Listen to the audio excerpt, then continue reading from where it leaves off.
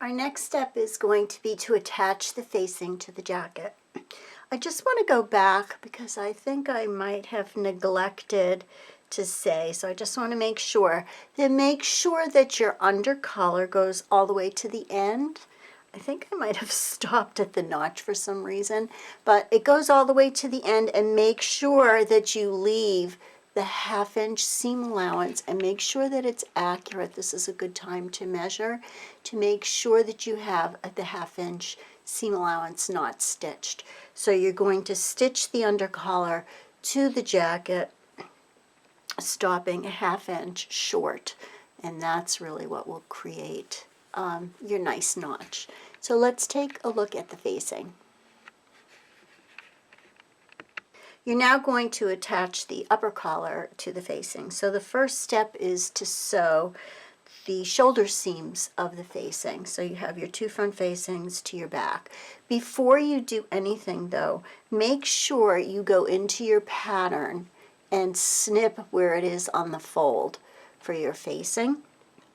We need to make sure that we keep track of center back so that we can place our pleat properly. And also you want to make sure that you have notches at center back on the facing and the upper collar so that they line up exactly at back.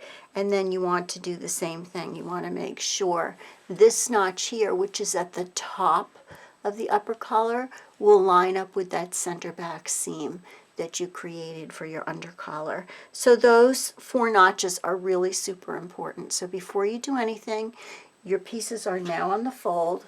All you need to do is to go in and make a little 1/4 inch snip so that that will act as your notch and you can keep track. So notches in, seams in, pressed open. Please, it's really important to press as you go with this project.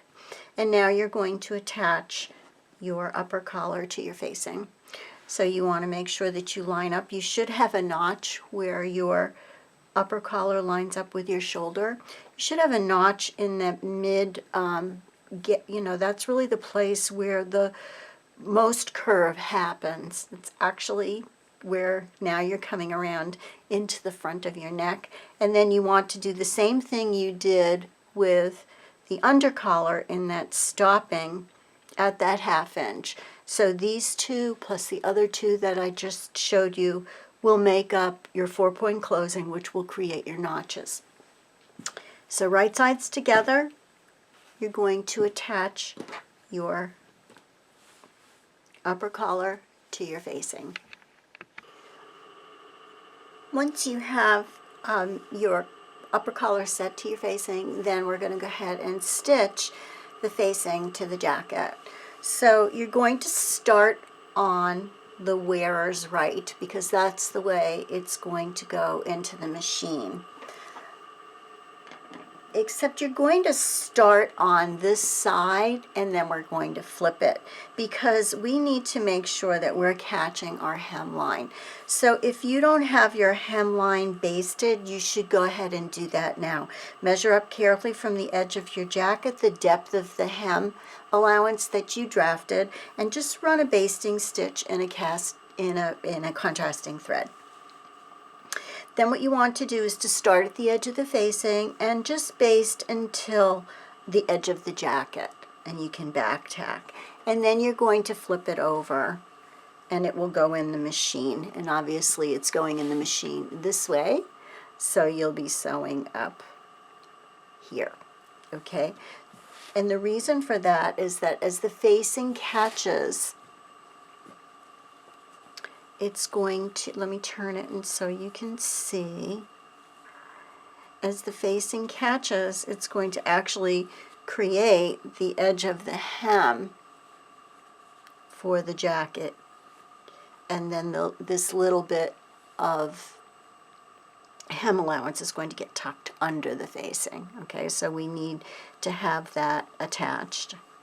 And then you're going to go ahead and stitch up all the way, and you're going to run right off the edge of the point. When you stitch, you're stitching on this side mostly because you want to be very careful that when you sew next to the tape. So don't stitch on the tape. Try not to catch the tape at all. Just stitch right next to the tape, nice and straight. So hopefully you took the time when you put your tape on to make sure that that this edge of the tape from there over is your 1/2 inch seam allowance. The next step is going to be to check your 4-point closing at this point.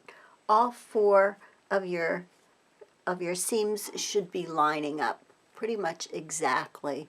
If not, you may need to make an adjustment over here to unpick this seam that you just did a little bit to adjust your facing. But this is the point where all 4 of these fabrics are going to come together. All 4 of these seam allowance corners are going to come together. So the next step, if they're all lining up, and again, I recommend a tailor's tack in a contrasting color so you know where to stop, but also you're going to be able to see where on your facing side you stopped stitching your upper collar to your facing, and on the taped side you'll be able to see where you stopped sewing your under collar to the body of your jacket. So the next step is pull all the seam allowance up so it's all out of the way, and then you're going to stitch from the edge of the lapel over to where the upper and under collars were stitched to their respective parts. So now I've got both sides of my lapel stitched. I've got my 4-point closing, looks kind of big. My hole looks a little big. I'm going to check it from the other side to make sure that everything's lined up. Doesn't always work, but yeah, I'm pretty well lined up. I do have kind of a good size hole there, but I can actually just baste that closed. So when you do these, when you get inside, you never want to back tack. On both points where you've stopped in that 4-point closure, you never want to back tack. So here I have my tacks. I can see how I did, which I landed pretty much right on where I tacked. So what you want to do though is you do want to knot it off. So you want to take your thread and pull it, and when you pull it, the loop from the other side will come through. So just stick a pin in there and pull it to the one side. Now I have both my bobbin and my upper threads together, and I'm just going to knot them off. This is very much, and you want to knot them off so that they're lightly knotted. Don't pull. Just give it just right to the surface.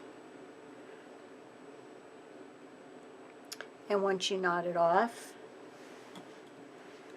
you can then take and trim back. So then you'll be secure in the lapel. I'm going to do it on the collar side as well. The next thing that you want to do is to take your center back seam on your under collar and line it up with that notch, because you're going to line that notch up with that center back seam of the under collar.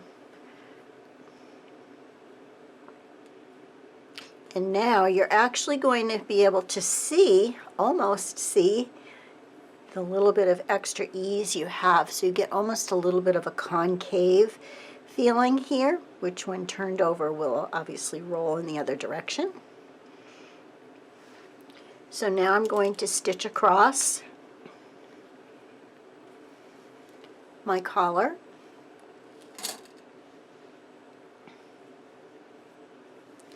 And do the same thing on the other side. So here I'm going to pin at the end on this side.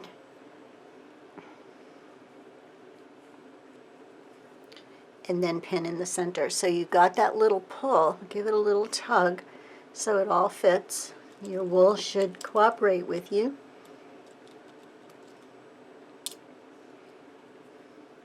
And now I'm going to do the same thing on the other side. I'm going to sew down, stop at my 1/2 inch. Again, not going to back tack. Then where all the seam allowance now on this side will be pulled towards the body of the jacket. And then I'm going to flip it up and get inside the lapel and sew across. So you're doing the same thing on this side that you did on the other, and then down the jacket to the bottom.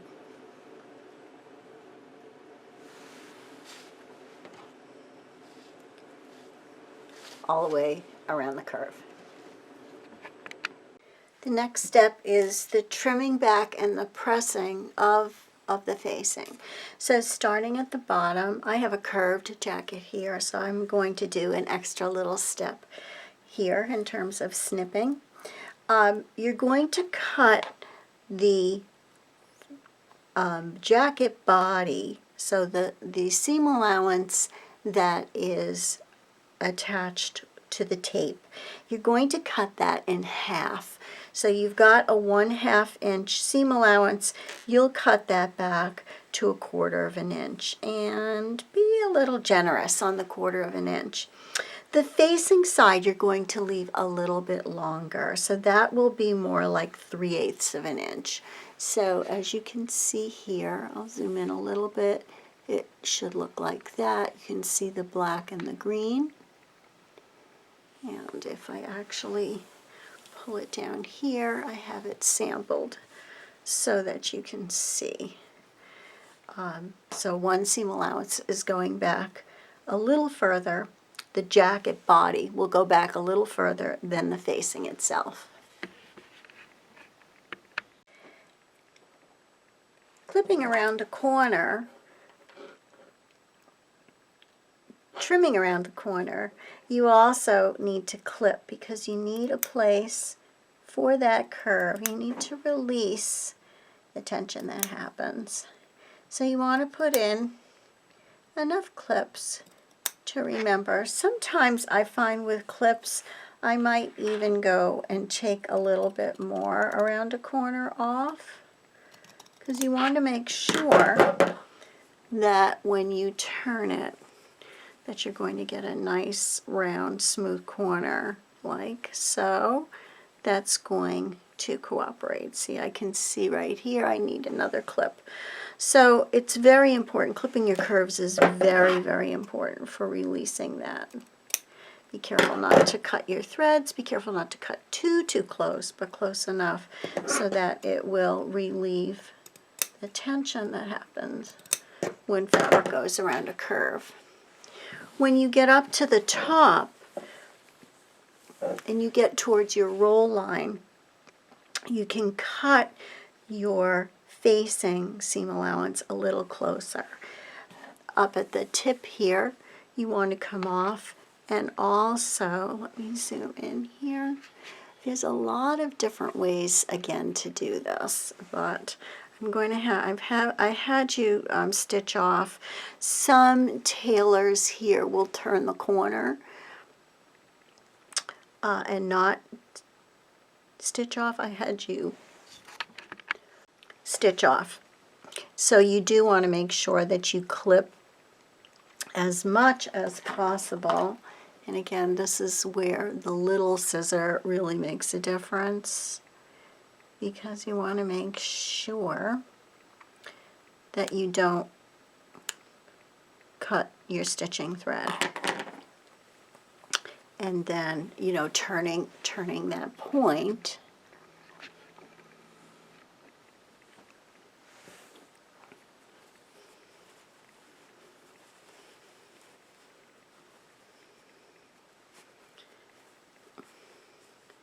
is going to be, and this is where I'm going to grab my tool. But I can feel right here just from doing it. I've got a little pile in there, but I'm lucky in that my facing fabric is light in this particular jacket. So I look like I'm going to be okay. And it's looking like my jacket body is pulling away. So I think I'm going to be okay with this. Depending on your fabric, some of you have heavy fabric. It's going to be a little bit more difficult to get around the corners here to get them really nice and sharp. But there you go. So then you would want to trim the same thing, do the same process. Your collar, actually, you can clip the same all the way around. So I would cut it in half. Again, when you get to this corner,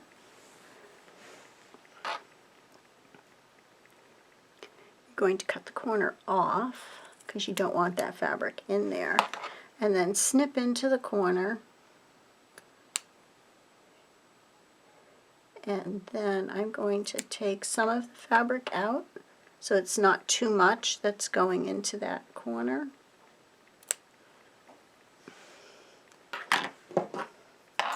And then I'm going to go ahead and clip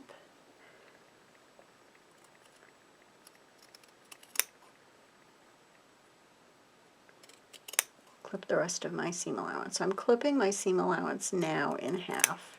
Okay. After I've trimmed my seam allowance all the way around, so my collar and down the front of my jacket, what I'm going to do is now to take it, place it over your pressing hem. That's very important because you want to maintain the shape of this. You don't want anything to get too flat after you've worked on it. And I'm going to now press this seam open.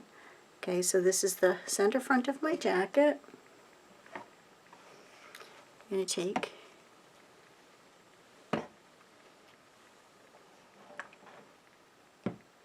and press my seam flat open. What this is going to do is it's going to allow you to press this facing over nice and flat.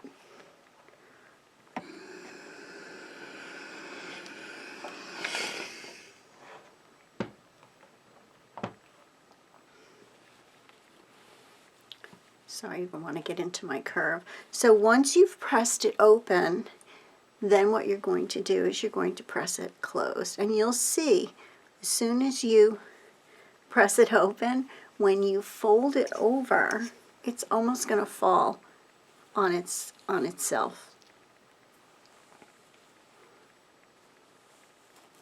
Okay? So press this open flat all the way. Get down into your corner here using your hand up through your lapel. And again, make sure to be very careful that you're not pressing. This is why the hem is a very important part of this, because you want to maintain all that work you did on the pad stitching. You want to make sure that that stays.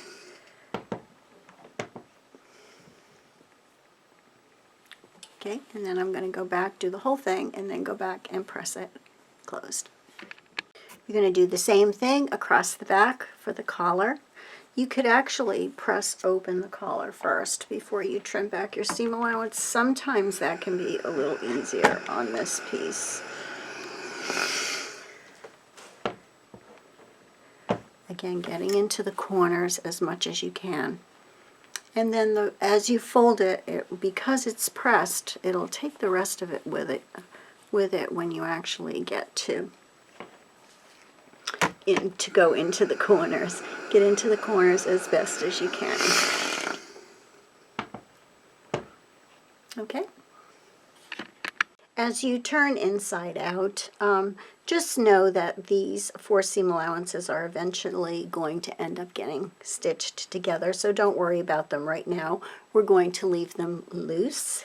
And also double check to make sure that at your center back neck, the center back of your under collar has lined up perfectly. So now I've turned my right sides out,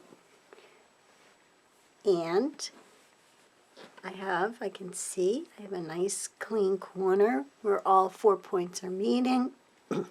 I also can see how my facing is just by a 1/16 of an inch really rolling over. You can see it on here because I have a color blocked jacket, but just by the tiniest little bit my Let me put it on against the white table so you can see it. Again, it's not tacked down, but I can see here I've got a tiny bit of my facing that is rolling beyond where the jacket is, so that way when the lapel turns over, there'll be no pulling. It'll be all nice and flat. Okay, and that's attaching your facing. This I find really to be the part of the jacket that really needs the most time and the most respect, the slowest part, so that it really gets accurate, because it shows so much, because it frames the face. So there are many different ways to approach. When you turn your corners in, again, make sure that you've cut as much out without damaging your stitching to get nice corners. Try not to use your scissors. Again, I have a little bit of an advantage in that I have this wonderful tool, which if you can find it someplace, this is a great tool to have. This is a point turner, which is plastic. Try not to use the ends of your scissors and poke a hole in your fabric. You can try a pencil. Sometimes I've used a bamboo stick, like a chopstick or a skewer. But you have to be very, very careful. Do not push hard, but then you'll get this nice point here. And there are a lot of different finely skilled tailoring ways to do this with different methods of easing in your seam allowance. And so the way that I've shown you is probably the quickest way, but it does give you a very nice collar if you take your time, if you trim back properly, and if you press properly. And again, make sure you're using your ham for all your pressing. So that is the facing, and the collars are all set. And now we're going to go on to hemming.